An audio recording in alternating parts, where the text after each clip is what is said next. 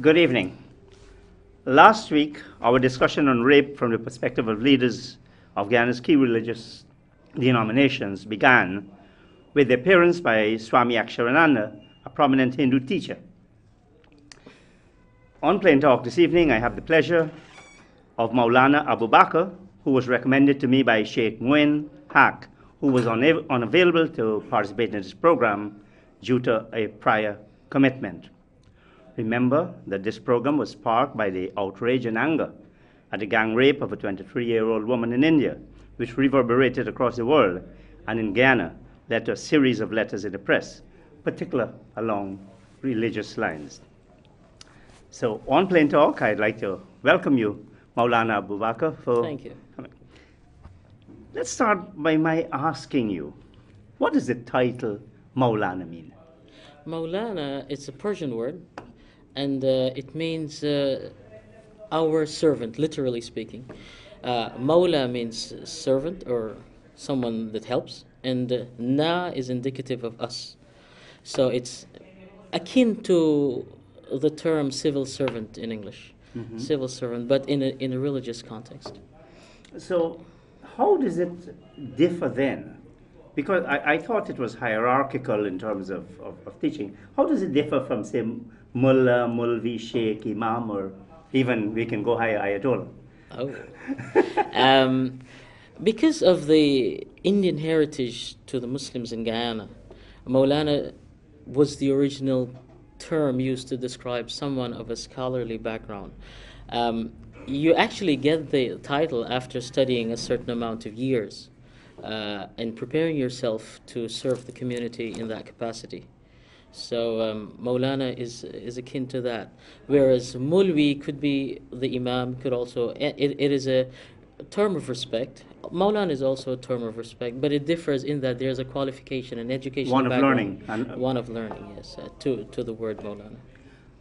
Do we have the female equivalent to Maulana or any of these others that I mentioned, Sheikh, Mulvi, Mullah? Yes, Or of certainly the Maulana. Do we have a female equivalent? Well, Maulana is a title. It means it's just like a civil servant. So Yeah. that could be male and female actually in terms of its translation. But the scholarly background is actually alim, which means scholar. And so to that you have the female, and there are many, alima, and just like you have the schools that I came through, you have the female or the sisters school for the sisters, and those who come out of there are also called alima. And the gentlemen or the brothers that come out through and graduate at this level are called alims. This is the actual, the legal title, if you may, or the official title is alim, which means a scholar. And for that there, of course, the female equivalent. Do we in the mosques and the various mosques and, Yes. and even the different, I think you have branches of Islam in Guyana. How many are headed, or how many have someone at your level in their organization? I'm not sure. What do you mean by branches? Well. I think in Alexander Village, for example, Yes. you have two different mosques, and I think. Well, you have two mosques. Yes, but- Two mosques. I don't think they're different, are they? They're just two mosques. Is there something is any of them headed by a woman?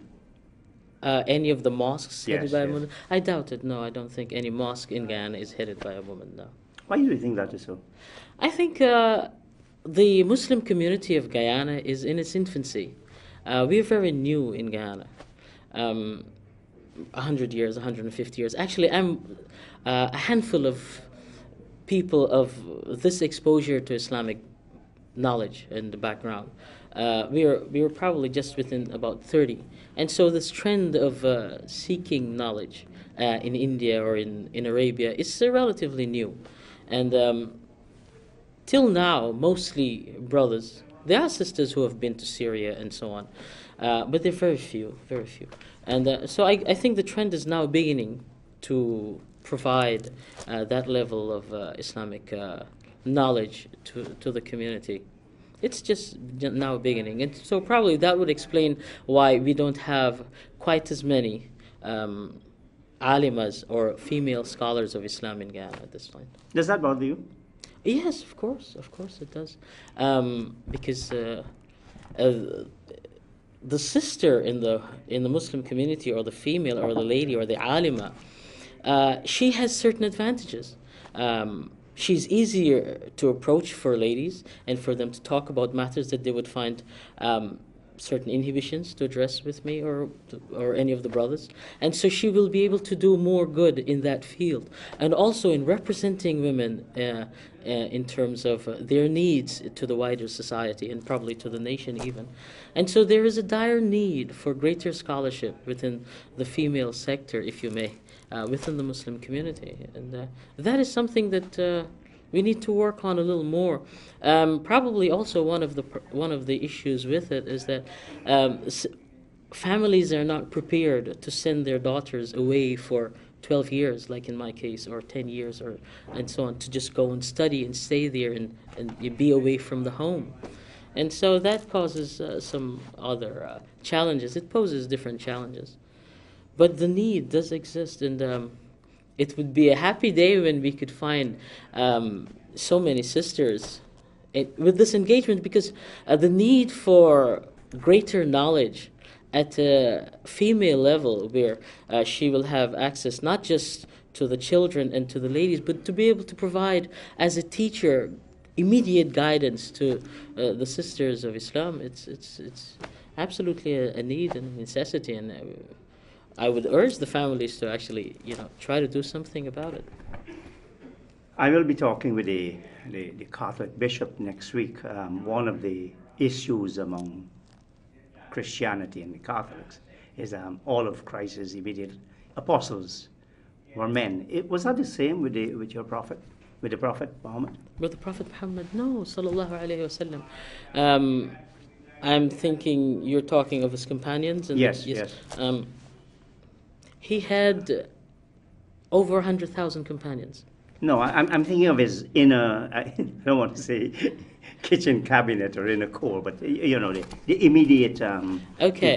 Because when he started, of course, the Prophet was he was a very small organization. Well, it started small, like everything else. He started alone, actually, but the first person to support him was a lady. The first person to comfort him and give him support, monetary support, financial support, and emotional support was his wife, Khadija radiallahu ta'ala anha. May God be pleased with her. And so the very first person to accept his message, to represent him, to look for support within the society in which they existed in Mecca, was actually a woman. And this continued. There's Aisha radiallahu ta'ala anha, who is a companion also of, the inner courts of the Prophet Muhammad, peace be upon him.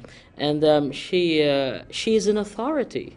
She is an authority on Islamic jurisprudence, and held in very high esteem till today.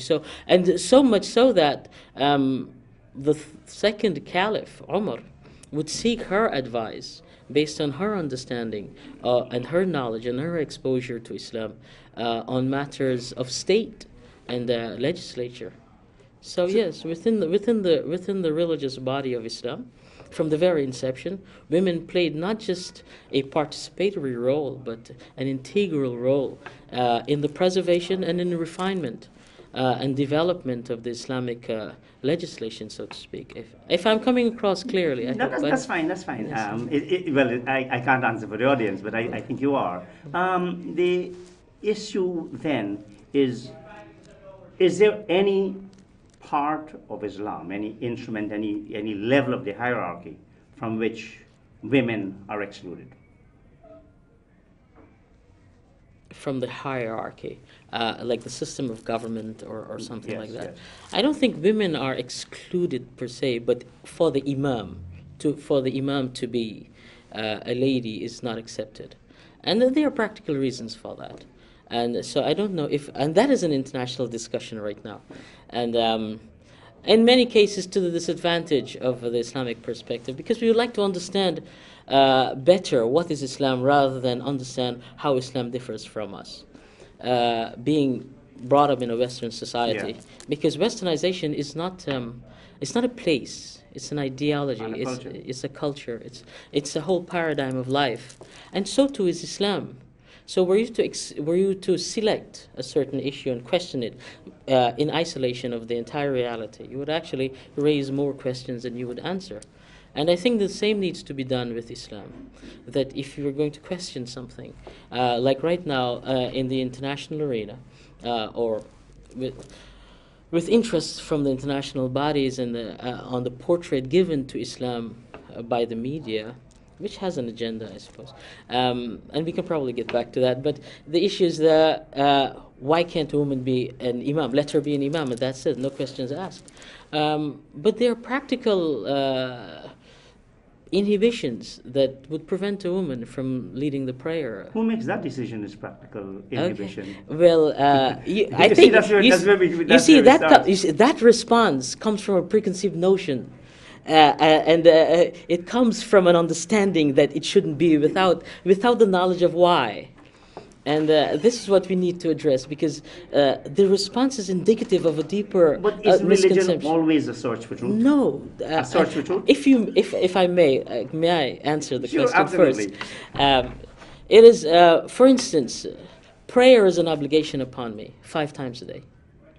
And as an imam of the Luzignan Masjid or anywhere else, I have an obligation whenever called upon to lead the community. And a woman, however, is exempt from the obligation of prayer, which is the second fundamental pillar of the 5 pillars. And she's exempt from that for a certain period of the month. And so it would not be practical to put her in a position within which she cannot function. Because not just, and so to compensate for that in Islam, women actually give more charity. They are under obligation to give a little extra of the zakat, or the institution of help for the society. And so in terms of the practicality, I think it's becoming clearer that because she's not under obligation to pray to God, to Allah subhanahu wa ta'ala, to her creator, she should not be under obligation to anyone, to lead her, to help her during that period. So the practical implications of putting her as the spiritual leader has stumbling blocks that cannot be overcome, because it is her nature, and it is God's grace upon her that He has exempted her during this period. So I think to come back to the other question. My question is, isn't religion, all religions, seeking truth, all about truth? I guess so, yes. I would like to think so. Religion is not a question as much as it is an answer, because mankind has always sought truth. But the journey is the question. The journey could be perfect or otherwise. But there are 2 things that's natural to mankind. One is an appreciation of perfection, and one is the quest for perfection. And anything within our notion of beauty would attract our attention, and it would have an appeal to us. And this is natural. Even if it is a square, if it is a perfect square or a perfect circle, it will have a certain appeal to you because it is perfect. So in human nature, I think there is an appreciation for perfection. And to get there, we need guidance. And so Islam provides that guidance. How to get there, how to alleviate, how to drop off the natural weaknesses that is imposed upon us, or the weaknesses that we grow within our social context, within the environment of our home. How do we shed that? How do we raise to a higher plateau of humanity, a plateau of if you may, perfection? How do we get there? We may never get there, but the journey is very enduring, and it is very revealing, and it is very comforting. And it is part of the peace of mind that you achieve in the process. In his book, Sharia, the Islamic Law, by Abdul Rahman Aidoy of the Center of Islamic Legal Studies of the University of Nigeria, the writer says that the laws of Islam are firmly based on the Sharia, whose fountainhead is the Quran and Surah, the Wahi al-Jali, I hope I'm pronouncing it correctly, and the Wahi al-Kafi.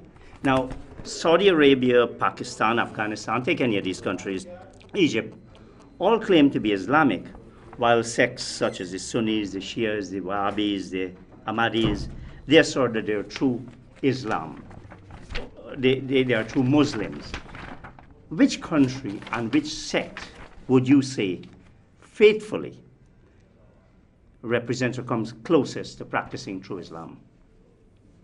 It is not my place to pass judgment. Let us make that very clear. Yeah, but I'm asking you, But- just an opinion, it's not a judgment. and I would refrain from such indulgence because I'm not qualified to make that pronouncement. But importantly, wherever I'm not familiar with the person that you have mentioned, I'm not familiar with the text also. However, you challenge the assertions, however? I don't challenge it, but the they pronunciation all makes claim. it unclear. Yeah. I'm not sure exactly what you said because I'm trying to translate it in my mind. And Well, certainly the laws of Islam are firmly based on the Sharia, whose founding Okay. head is the Quran and the Sharia. okay, I don't think you have and a the problem with hadith, that. and Yeah. the hadith, And hadith, yes. and it says so, Yes, and the yes. hadith. Yeah. Good. So that is very clear. But I think you had said, and the surah, I think you had said. So I wasn't sure. Yes, this is what he says. Okay. So that I'm not clear. It's not. Okay, very but the question is that, and as you say, you don't wish to pass judgment, but we see, and as we were talking prior to this program, it's important that we try to understand, Yes. and at a wider world level, in Yes, fact. we do, yes. When you have different countries, different sects, you know the Sunnis, the Shiites. Oh yes, quite different. So which one of them, which of them are really practicing Islam as the Quran truly intended? There is a greater question there, and the question is there really a real Muslim country? And there are countries of Muslims, but is there an Islamic country? Is there an Islamic country where absolute Islam is perfected as the society, or there is a quest for the perfection of society along Islamic lines?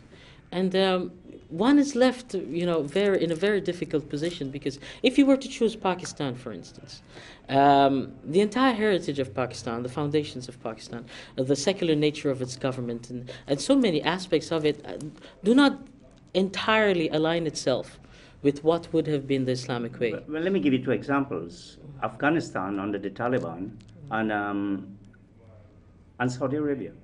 And, okay, Saudi Arabia. Now, Saudi Arabia is run by a monarchy. It is a system of kings. And the leadership is passed from king to prince to king, etc., etc. And this is not an Islamic system. So you're left, is it a country of Muslims or is it an Islamic country? Surely it is not a country that is based on the norms of Islamic governance. It is a country that has instituted an appreciation, if you may, of Sharia. And Sharia, what is Sharia? Sharia has a foundation. It's a beautiful word. It's a jurisprudence, right? Not exactly. It is A legal it governs. framework. Okay, actually, it is a life paradigm, Yes. because it governs my life before my birth until after my death. It governs my life from the time I go to bed to the next day before I go to bed. It governs my sleep, my wake, my everything. So it lends credence, merit, guidance. There are prohibitions and the permissibilities within the body Sharia for everything I do. And so Sharia, because Sharia is not a canon of law, so to speak. It is not legislated by the king or by the Congress or by a group of lawyers or a constitutional body. It is legislated based on the Quran, as the text indicates. However, it is developed for everyday use by people of immense truth, people of immense righteousness, people who have no monetary gain in this process, people who have only scholarship and piety to offer. It was not codified by the government. It was not codified by a government.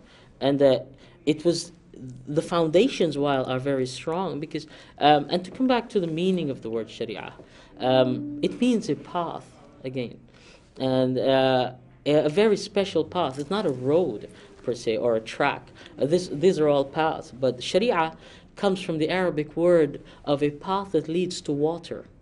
And so in the village or wherever you live, and even some places till today, there will be one source of water for the village, and everyone would go there. But we often hear about a country seeking to adopt Sharia law. Yes, because you hear that in the media. you hear Well, that. is that just media, or is it the countries? I mean, No, one needs to translate, and but there might be things lost in translation. But well, there is a jurisprudence, there is a pattern of law based on Sharia. what I would like to explain is that Sharia has been depicted in a certain image, and it evokes, for instance, the apprehensions of the tragedies of the north of Nigeria, or what is considered to be Sharia in Pakistan, and it evokes certain images, which is conducive to an agenda within a commercial media, a media that is based on a certain enterprise. Yeah, but And so here's the issue. Sharia is why my intent is to actually make clear that Sharia is something wider than that. It is something more important to a Muslim than those isolated imagery that is being portrayed as Sharia. And so when you hear a country, we've even heard talk about people wanting Sharia law in America, which is preposterous to say the least. This is not a quest for a legal system. This is a quest within the heart body of the Muslim to actually live within the context of the mercy of God Almighty. are you saying then that the conclusion you just drew and you described as ridiculous for the U.S. Would you say that of any Islamic country, one Sharia law? For a Muslim majority, to want Sharia law is not just expected, it is what they should do. But to impose in the present situation, or to have a fear mongering that if we don't do this, or if we don't respond in a certain way, there's a fear that Sharia law would be imposed here. I think it is the fear mongering that has led to the imagery of what Sharia law is. And so Sharia law needs to be understood. What it is, what is it, where it comes from, what is the bedrock of it, what does the word mean? Whose fault is it that there might be some misunderstanding? Well, primarily the Muslim community, people who have the ability and have not stepped forth. But we must accept also at the same time that the media is a very powerful machinery, and it is at work. And it has an agenda. It's powerful, it's useful, if effective. It could also be destructive, it could be self-serving. It could be, and many times. So I think while it is a fact that more needs to be done in the representation of Islam and Muslims and the truth about it, because the imagery portrayed is usually not just distorted, but it is contradictory to the reality of what Islamic law is. For instance, there is greater protection under Sharia for the interest of non-Muslims within the Sharia context than what is being hyped as... Even though some of them may be called hypocrites, non-believers and hypocrites, according to the Quran? No, non-Muslims are never called hypocrites. Let's get that clear. So who are they? The hypocrites were a special group of people who professed Islam, but their only objective was to undermine the Islamic leadership and the Islamic State. So these were hypocrites. In effect, they were traitors. And the treachery came to the fore on several occasions. So the Quran is very specific, and we shouldn't generalize that, okay, the Quran calls us non-Muslims. Sure. It doesn't. Now, I get back to the question, because it's this whole question of division of religions into sects. And I mean, if you were to take Hinduism, and there's so many branches of Hinduism, Christianity, there are so many branches. In Islam, are there branches? The Sunnis, the Shiites, the Wahhabis. I think in the Ahmadis. Yes. They're all branches. And they probably profess different things. They observe different ceremonial days. How does an observer, someone seeking to understand, how does he understand these divisions? As I said, the same is true of the Christian community. But how does an observer understand that in the Muslim segment of our country? The Wahhabis are not a sect. They're an ideology within the body Muslim. The Shia, however, is a different sect as opposed to the Sunni. I'm a Sunni. Maulana Tasdiq here is a Shia, and there are some Shias in Berbice, and some a very small minority within the Muslim community. The Qadianis or the Ahmadiyyas are also a very small minority here in Ghana. They've been outlawed in Pakistan. They have been outlawed in Pakistan, so I'm told. I'm not familiar with the actual. I've read that in the Pakistani press. Yeah, no, the actual differences that we share, because there's a Maulana here who is a member of the IRO, who is an Ahmadiyya, who is an Ahmadi, who I know him as an associate. We would attend the IRO meetings together, and I have not come across any difference. So I don't know exactly what is his position or if he has different days, because I know they observe Eid together with us, and so do the Shia. So I don't think the days are different or anything. I think there's some ideas that they have that are different, but the great majority of Muslims are Sunnis, and if there is to be a preference for me, it would be the Sunni appreciation of what Islamic Sharia is. What's your view on the Taliban in Afghanistan? You know, they believed in dismemberment, beheading, stoning, etc. And they claim that they do that within the context of the Quran. They claim that they dismember people on that the they're following the religious precepts. Again, I must refrain. I'm not sure exactly what precepts are they talking about and what occasion the dismemberment of people here. But you would be opposed to those? In a general way, I should say yes, because dismembering is a very serious offense. It's very serious. Well, it's for theft, isn't it? The amputation of an arm, or there are very clear-cut principles that governs that. For instance, if I left my phone here, a gentleman passes by, picks it up, he has stolen my phone, but I cannot amputate his hand, though I may have seen him. It does not apply like that. It is really, first of all, you see, here again, we are so limited in time and context. We need to understand what is the object of the Islamic legal system. One is that it's a deterrent, and the two is that. But that's a serious punishment. Of course. However, Saudi Arabia, for instance, which applies Sharia law in the province of Ha'il, for instance, that we know about. There hasn't been an amputation in 40 years, which means no one has committed theft. No one has been caught committing theft. Well, no one has been caught and indicted on that criminal offense, because it requires so much. It has to be proven that there is premeditation. It has to be proven that there is a certain degree of group criminality involved, or this was based solely on greed, and there must be so many witnesses, etc., etc. So I'm not sure whether the stringent nature of the application of the law is implemented under the Taliban in Afghanistan. I'm not sure, or whether it is just a implementation of the literal word without the bearing of the spirit of the. That's the next question I was going to ask you, Maulana. Whether the words of the Quran are to be regarded as absolute, literal, and textual, or are they figurative, contextual, and subject to application to the contemporary age. And before the program we talked about slavery is abolished. Would the Quranic precepts, again, yes, still apply in those areas? Well, there are no slaves, and to enslave someone is prohibited in Islam. However, if you had entered into Islam, you became a Muslim, and you had certain amount. But there were slaves at the time, yes, and they mentioned several times in the Quran. Yes, so there are laws governing that. But to catch somebody, to go on and catch a person and enslave them, make them a slave, is completely prohibited in Islam. But the question is the Quran absolute, or is it contextual? It is contextual.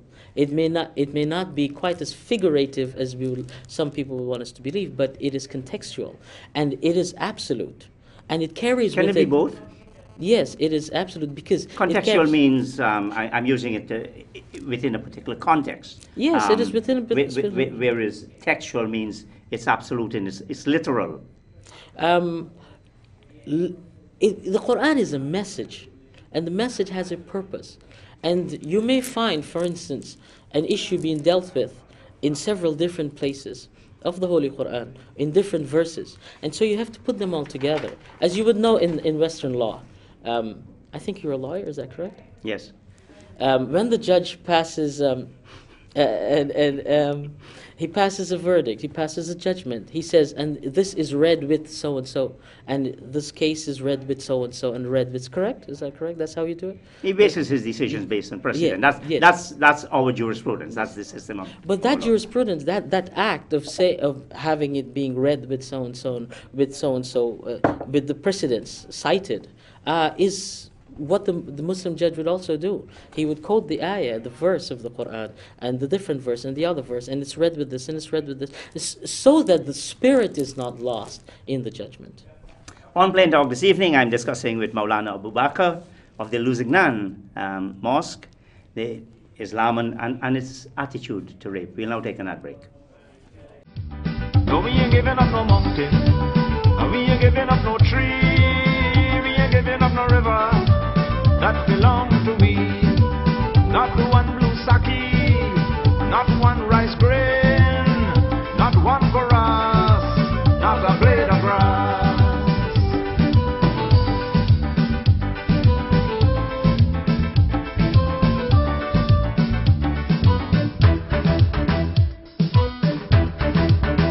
This land is our land now, we're gonna make it somehow. Welcome back to Plain Talk with Maulana Abu Bakr. Religion, and again I come to all religions, they claim they're about peace, and it's all about peace and God. Then how do we explain historically the several wars and the atrocities which have been carried out in the name of religion by leaders of religion, whether Christians, Hindus, Muslims, and anyone else? How do we explain? Yeah. Religion, because of its very nature, its accessibility, its beauty, becomes an easy pawn for the politician and the person wishing to expand his arena of authority. And also, when you have people in positions of authority and power, absolute power, it is easy then to be an aggressor or to have fantasies of great dominion. And because religion is an easy access also to the sentiments of the heart of the masses, it becomes an instrument by which most of the masses can be easily exploited in very quickly, like we have seen in history.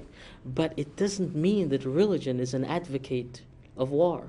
But all religions, they've waged some very brutal, sustained, damaging, almost genocide. Not religion. People. What in the name of religion? In the name of religion. That is the distinction we need to make and understand. Like the wars, whether it was the invasion of Iraq, first, second, or the bombing, or World War I, World War II, World War III. This is not about religion. And though you may have seen it in history, it is a clearer manifestation of the greed of man to dominate another. And they would do so, whether it is in the name of westernization, whether it is in the name of my race or democracy, whether it is in the name of weapons of mass destruction, whatever excuse people can find, leaders find, they have used it, truthfully or deceitfully, with compunction, without compunction, they have. And religion is an innocent victim here, just as much as every other ideology that stands for peace is sacrificed at this altar. But Islam itself Yes. was born in an environment of war. Is that correct? No, that is not correct. In the days of the Prophet, he himself was engaged and was the target of war. Is that correct? It was a difficult situation because of the nature and culture of the people. And after the establishment of the Islamic State, there were several acts of aggression that had to be deterred and had to be, and so the engagement of, but that did not form the basis of the foundation. Islam was not formed out of that situation. Islam was formed under the concept of da'wah. No, and yeah, I'm putting it within the context with there. Yeah. Now, but you're picturing Islam there as being defensive and protecting itself. Is there not evidence that Islam itself has carried out wars like Christians and Hindus against other religions and against people? There are evidence of Muslims being the aggressors time and again, just like anyone else. And this does not validate their claim. It does not lend credence to it from the Islamic perspective. And it does not make it any greater a right because they were Muslims that they did this or they did that, or the invasion of Rome or of Romania or Ukraine or whatever, wherever it has happened. But the fact remains that Islam itself, if you were to abide by the laws of Islam, if you were to live as a Muslim, this would not have been the case. And so it comes back to that very important issue of greed in people and aggression that hasn't been conquered. And in order to fill it, people choose to conquer lands rather than conquer their own selves. Now, all the discussions I've had, including on this question of rape, with a diverse group of people, suggest that rape is an issue of, among other things, gender violence, power, and control. Do you share that? Absolutely. It is a crime. It is a terrible sin and a crime. Now, a leader of the Muslim community who was part of the public debate on rape identified the way a woman dressed as a causal factor. Do you agree? Causal factor. It's, whether a woman or what she wears determines whether she is encouraging rape. We must be very careful. We must be very careful in what we say, because we are living a beautiful reality, and what we say would be carried probably for generations. And if there is any area for misinterpretation of what is being said, or it leads to an engagement that deviates from the objective of that discussion, which it was initially. For instance, I think the discussion began with the protection of women in society, and it ended up in a very brutal exchange, if you may, about the dress and the Islamic way of life and the Quran, and questioning so many, wrongfully questioning so many things. Well, part of this program is to correct and to remove. Well, I hope we are able to achieve that in the very small. So this is why I'm asking you whether you subscribe, as a Maulana, you subscribe to the belief that a woman's dress is a causal factor in her being raped. Let me say this. Would one distinguish between a woman who is poorly clad and one who is clad from head to toe? Clearly there's a distinction there.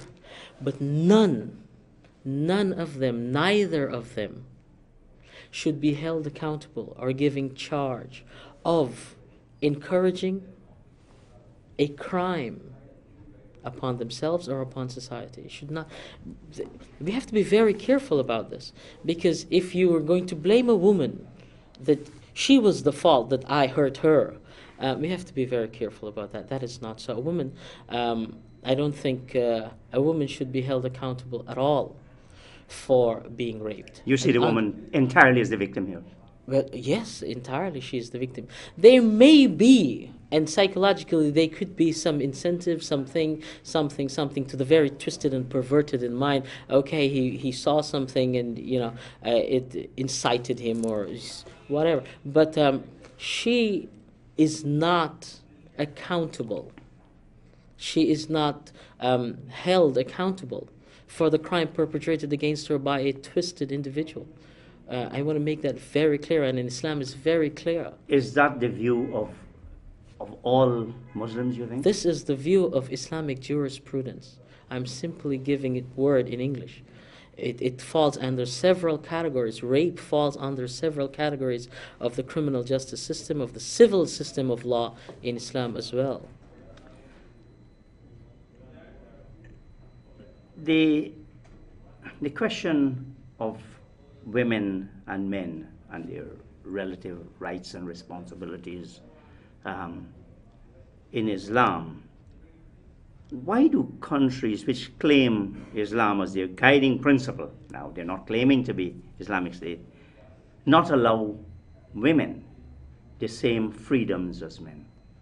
Because we're talking, I'm putting this in the context of rape, and because we said we all agree, power, how society is structured, men, women. Why aren't women treated equally with men in these countries that claim to be following Islamic principles? I don't think it is really these countries that claim, but it is a world heritage of the East where the patriarch, the man of society, has certain advantages in those societies. And this has nothing to do with religion. The society could be Christian, it could be Buddhist, it could be Hindu. Now, 434, I think it's surah you call it, is the correct word, right? Surah? Yeah, okay. Men are made responsible for women, and God has endowed them with certain qualities and made them the bread earners. The surah adds that religious women will cheerfully accept the arrangement, but if there is rebellion from the women, the punishment open to the man includes admonishment, use of negative incentives, and as a last resort, beating them. Again, I come back to this business. First of all, the whole power structure, men versus women, in the Quran. And should this be taken literally, that men are permitted to beat women? There in is Islam? a permissibility. There is, and I will not deny that, and I will not make excuses for it. There is a permissibility in the Holy Quran. And it is governed by, if you see the verse says, فَإِذَا خِفْتُمْ, and I'll quote you in Arabic, نُشُوزَهُنَّ فَعِضُوهُنَّ وَهْجُرُوهُنَّ فِي الْمَضَاجِعِ وَاضْرِبُوهُنَّ. So there are four, فَإِذَا خِفْتُمْ مِنْ نُشُوزَهُنَّ فَعِضُوهُنَّ وَهْجُرُوهُنَّ فِي الْمَضَاجِعِ وَاضْرِبُوهُنَّ. So there are four phases that has to precede this act. This is why I said as a last resort. Yes. It is not just a last resort. The resort itself has boundaries, and it has limitations. And it is there, remember, part of the Islamic legal system, the code of law, is to provide a deterrent that women should not, and men should not, and this should not, and that people should not kill, you should not rob, you should not, because the punishment is so severe, and the potential of you falling out of the grace of God Almighty is so strong, and so on and so on. So part of the law. So I doubt whether, now, according to this verse, if a man reaches the point where after he has refused to sleep with his wife and he has separated from her in the bed and she hasn't changed, she continues to be disobedient, he is only allowed to strike her in the palm of her hand with something no longer than 6 inches. And is that actually in the Quran itself? This is the interpretation in the hadith. As in interpretation. This is the interpretation, that it's a miswak, which is a toothbrush. He can only beat her with a toothbrush in her hand, and it cannot be a blow that leaves a mark. Now, but the ayah, the verse, is there as a deterrent that it must never reach this point. However, if it reaches this point, this is where. But the question is this question of relative power, because we are talking about. Does a woman who is offended by her husband have the same right in Islam? Oh, she could have him flogged.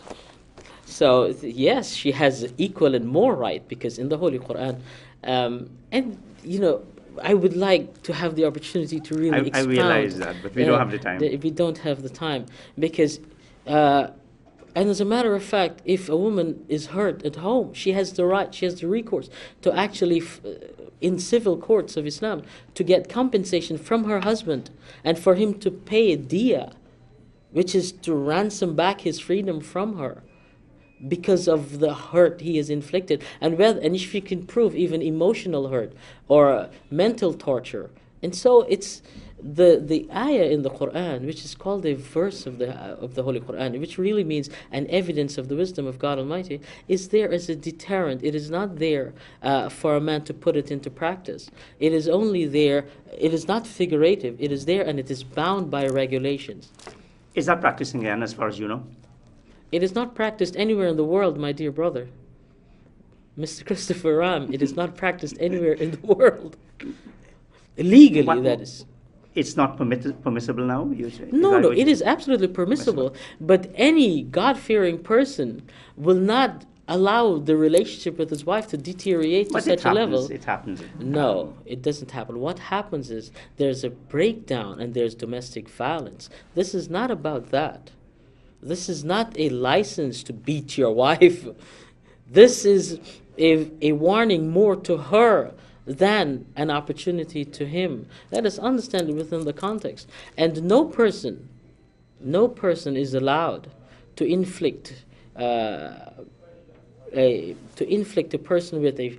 You can't flog a person out of your own. Even you can't do that. It is not to flog an animal is not permissible. So when it says they're beat, it doesn't mean flogging. I want to make that very clear. It's a very specific issue. In a world where human rights, new concepts of development are taking place, if there's a clash between a religious precept and a human right, as seen by by conventional international wisdom. by conventions, yes. Which takes precedence for you? For me, the faith. The faith always takes precedence. So you would support if it got to this, the beating even by your whatever the standard is, you would support. Whether I would not support anyone to do that. I think he has three recourses. First. No, assuming that has been done, assuming the recourses have been resorted to. No, I would not allow if someone came to me saying that I have done this and I have done this and I have done this and I've found and it's only left for me to beat her, I will not allow him to do so.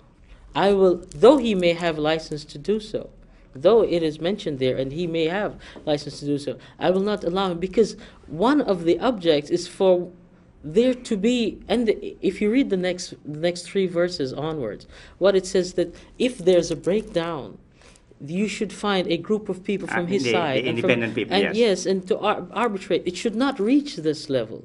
This is an absolute difficult situation. Maulana, how is rape or its equivalent term treated in the Quran or the Hadith?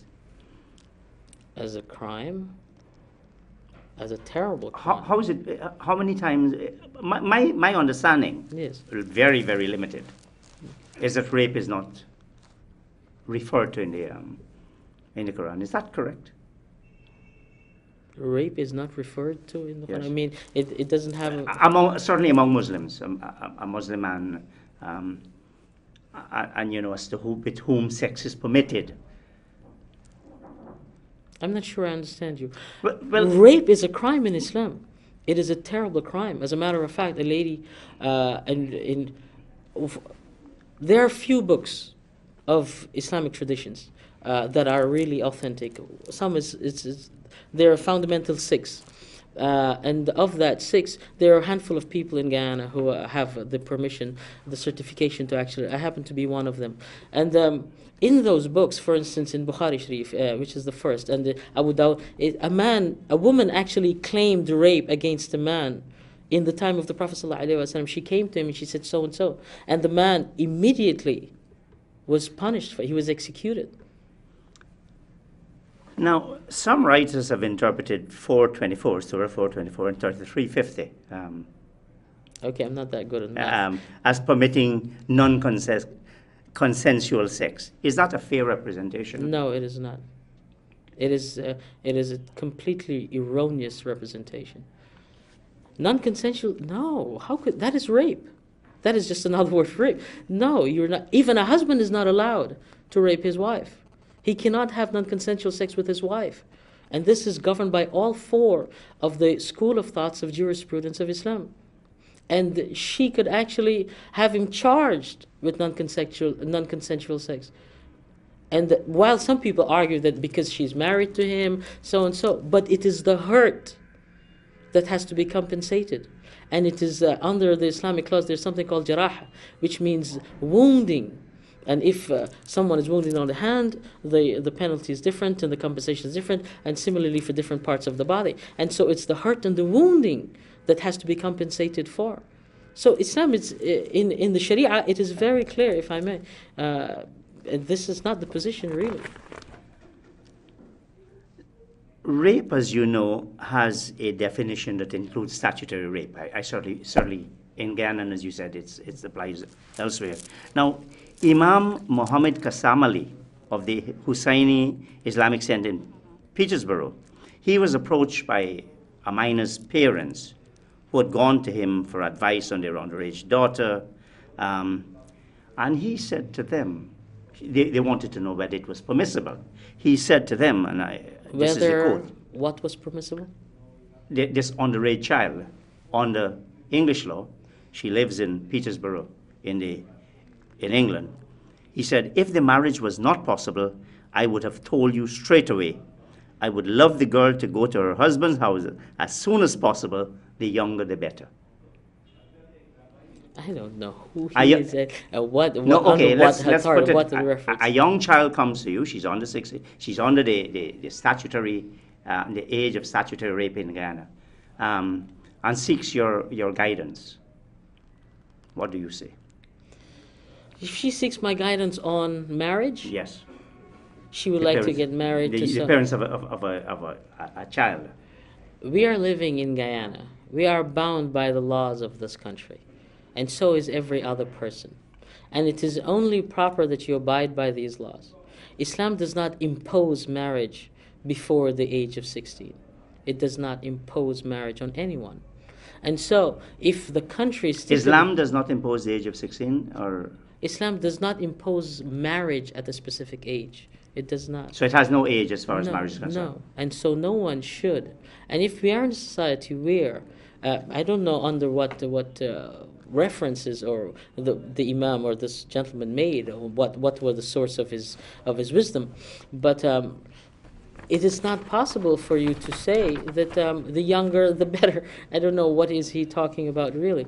So you are bound by the law. You are bound. The country does not permit it. You are not allowed to rebel against it. You're not allowed to, because there is no stipulated age in Islam for marriage that a person must be married. So does this mean you could have a child of 8 years, 12 years old getting married? No, it doesn't mean that. What it means is, like how you have 16. In Islam, the permissibility for marriage, for the consummation of marriage, would be puberty. It is not an age. It is an experience.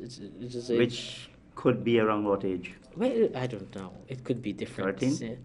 I don't. But the age of maturity and obligation in Islam is 15. For instance, one must observe the prayers and legally, or the fasting from the age of 15. And if they have wealth and whether or not they have come to puberty, or whether or not they want to make it public, and so you can measure it against the age of 15.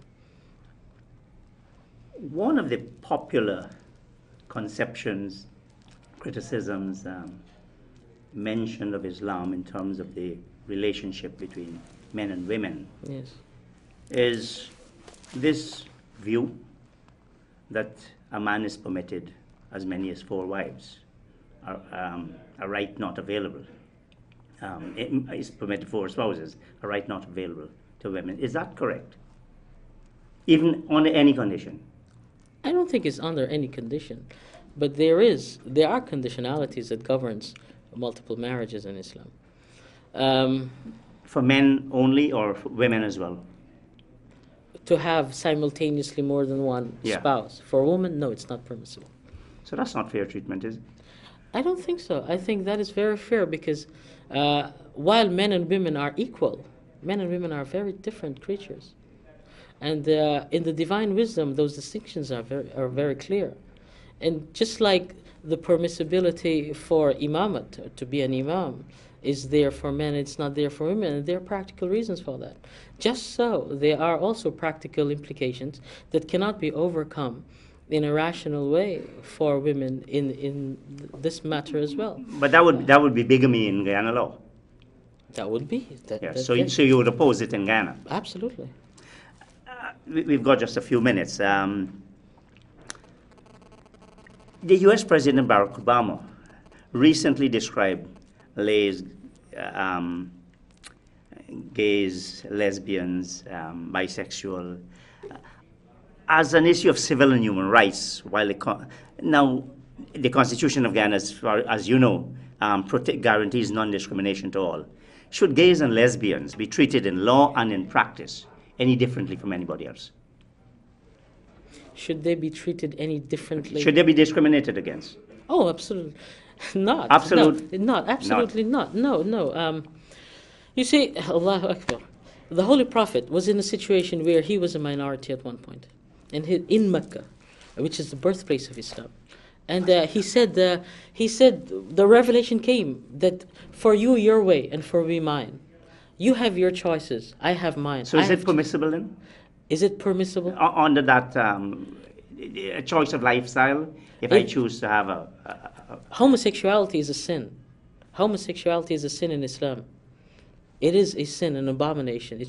It's not something that should be tolerated by society. So it's not permitted. It is not permitted. But whether someone has the right to do that, or I have the right to do something to them. We're living here.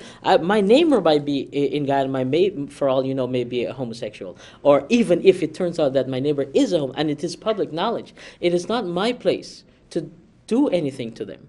And it is not my right either. And similarly, it is not their right to impose their lifestyle upon me. Because Islam is just in that way that while we respect a person's choice, we don't expect the fact that one is not allowed to impose his way on another person. Would you welcome a gay person in your mosque? Will you do? Yes, to reform him, of course. It is not permissible for a Muslim to be a homosexual. That is a sin. It is an absolute But assume sin. one does. Yes. One does and comes to your mosque and wants to continue his lifestyle because it's a lifestyle. I will try my best to fix him. But you wouldn't chase him out your mosque? No. But the community would look at him with a certain degree of reproach, and I cannot blame them for that. But it is not that, okay, he's a lesser human being. And so he needs help, and help should be provided. Let me ask you the final question.